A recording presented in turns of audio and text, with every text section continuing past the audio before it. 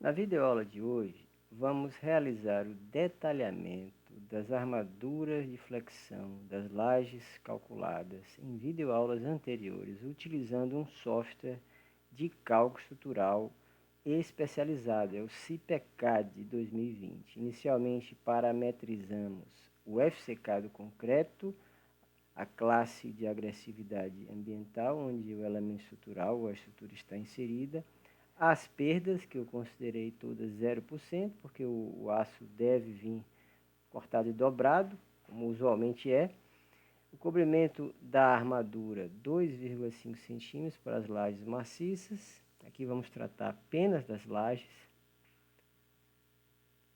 O CIPECAD exige que consideremos o efeito do vento de acordo com o NBR 6123. Nós não vamos fazer isso, porque isso foi objeto de estudo em outra videoaula. Nós aqui vamos utilizar o software para apresentar o detalhamento apenas. Então, definindo as cargas no grupo, as cargas distribuídas acidentais e permanentes, conforme o dimensionamento analítico que fizemos. E podemos calcular a estrutura. O CIPECAD é um software que trabalha também pelo método dos elementos finitos, e ele considera uma estrutura com pequenas deformações em regime elástico linear. Então, as lajes e as vigas deverão ter, os elementos de laje e viga deverão ter rigidez suficiente para apresentar pequenas deformações e confirmar a hipótese de regime elástico linear. Então, observe que aqui, uma das vigas, a viga maior da laje L3, ela está com a deformação excessiva, e essa é a razão desse vídeo, para mostrar a realidade do dia a dia, né, de projeto estrutural, que os apoios não são indeslocáveis como consideramos na teoria da elasticidade e no SAP 2000. As vigas se deformam, e quanto mais flexíveis elas forem, maiores as deformações de translação e rotação. Então, observe que aqui, para simplificar, nós vamos corrigir aqui algumas armaduras, otimizar para tentar minimizar essa flecha sem ter que alterar a altura da viga, que já está com 20 centímetros de largura e 90 centímetros de altura. Então, dispondo aqui armaduras de aço CA50 de 20 milímetros em duas camadas. Vou também majorar logo aqui as negativas para tentar reduzir essa flecha. Vejamos o comportamento após a atualização da viga. Ainda não. Então, veja que está próximo. Então, vamos considerar aqui 3 barras de 20 na primeira e na segunda camada e 3 barras de 16 nos negativos. Atualizando. Ok. As deformações agora estão abaixo dos limites admissíveis de norma. Então, observe aqui a seção transversal, duas camadas de 3 ferros de 20 milímetros na armadura positiva e 3 de 16 na negativa. Então, ainda assim, não se pode afirmar que os apoios são indeslocáveis. Observe aqui, considerando só o peso próprio da estrutura, que as deformações migram para o centro da viga, que ela é flexível. No SAP 2000, a deformação estava no centro da laje aproximadamente. Aqui, com a deformabilidade dos apoios, né, ela está migrando mais à direita. Então, considerando aqui o deslocamento máximo, com as combinações permanentes e acidentais, nós estamos aqui com a flecha imediata da ordem de 6,2 milímetros, aproximadamente. Essa é a preocupação que devemos ter, porque as deformações exageradas em vigas alteram os esforços solicitantes, as tensões e as deformações nos elementos de placa. Então, observe que, considerando a situação como está, Ainda assim, os resultados dos esforços dos momentos na direção x não são iguais aos que já obtivemos pela teoria da elasticidade ou pelo SAP 2000. E num ponto de encontro ali entre a viga contínua e a viga bem gastada, há um ponto de concentração de tensões que devemos refinar a malha para reduzir esse pico de tensões. Como o objetivo aqui é detalhar as armaduras, nós utilizaremos a geometria lançada para apresentar o detalhamento. Aqui, nós iremos otimizar a ferragem, lançando ferros corridos de 8 milímetros a cada 10, exatamente como calculamos.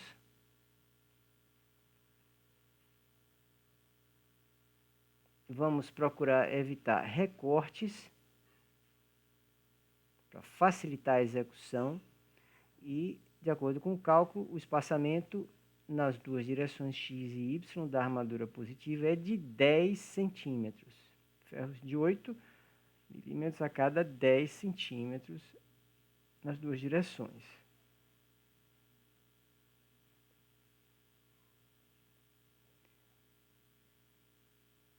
Os aspectos que devemos levar em conta no detalhamento são o espaçamento da armadura para permitir a passagem do vibrador de imersão e do concreto, que o vibrador deve atingir o fundo da forma e o concreto passar livre, sem impedimento, para que evitem nichos de concretagem. A armadura superior negativa também deve ter a mesma preocupação. Nós vamos considerar φ de 10 a cada 10 na laje L1, na laje L2, entre a laje L1 e L2 e L2 e L3, e na laje L3 vamos considerar uma armadura mínima de 8 a cada 15. As dobras, tanto das armaduras positivas quanto negativas, consideraremos 10 centímetros, para otimizar os trabalhos, para facilitar a execução. E as armaduras negativas devem ser dispostas sobre as armaduras de flexão das vigas. Então, agora as transversais superiores, ou as negativas. O comprimento do ferro negativo deverá ser 1/4 do comprimento da laje naquela direção. Então,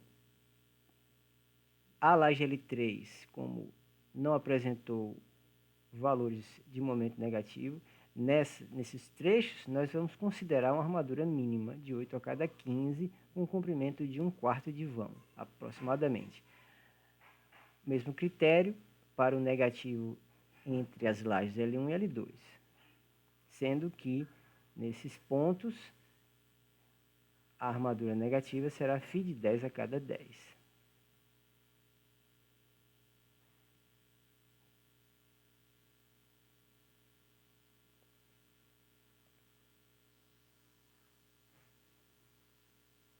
Verificando o comprimento das dobras, que deverá ser 10 centímetros, para padronizar, como disse, poderemos então agora detalhar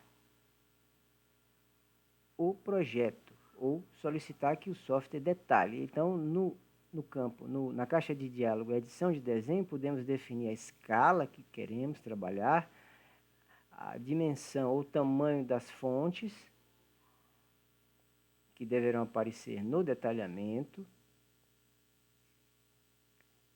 inclusive no quadro de ferros. Então, há uma série de parametrizações que devemos estar atentos para melhorar a qualidade do nosso trabalho. Lembrando que o detalhamento é o resultado, é a resposta gráfica de todo o seu trabalho de dimensionamento. Ele deve ser legível, claro e de acordo com as normas. Então, desenhando, nós vamos juntar todas as plantas numa única para unir os resultados, né, do quadro de ferro e visualizar o detalhamento. Veja que o software já faz isso por você. Positivo, negativo. E o quadro de ferro incluído. Então, para sermos competitivos, temos que trabalhar com um software de cálculo. Salvando o arquivo, numa extensão DWG, e no ambiente do AutoCAD nós vamos abrir esse arquivo salvo. Então observe que aqui as espessuras das penas já estão definidas. Eu prefiro trabalhar com essas cores: amarelo para forma, magenta para armadura e branco para os textos. É uma forma que eu entendo fácil de visualizar as armaduras. Obviamente, cada cor no AutoCAD representa uma espessura. A forma, o amarelo, é ponto 18, como eu prefiro trabalhar, e a magenta 0,3, de modo que o armador, ao visualizar a planta, ele distinga a forma da armadura.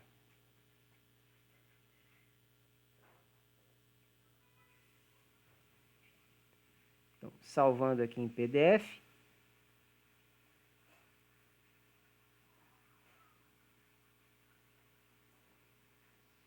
Os positivos e os negativos.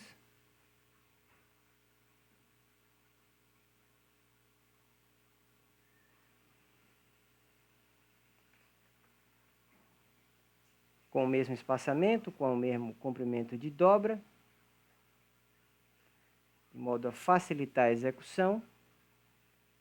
O quadro de ferros irá apresentar a quantidade de armaduras que iremos trabalhar e com relação ao volume de concreto, essa estrutura irá consumir 20,54 metros cúbicos de concreto e 102,71 metros quadrados de forma, um total de 1.547 kg de armadura de aço CA50. No quadro de ferros estão especificados o comprimento unitário, o comprimento total, peso, quantidade e diâmetro. Então, é isso. Na próxima videoaula, continuaremos com outros tipos de laje. Até lá!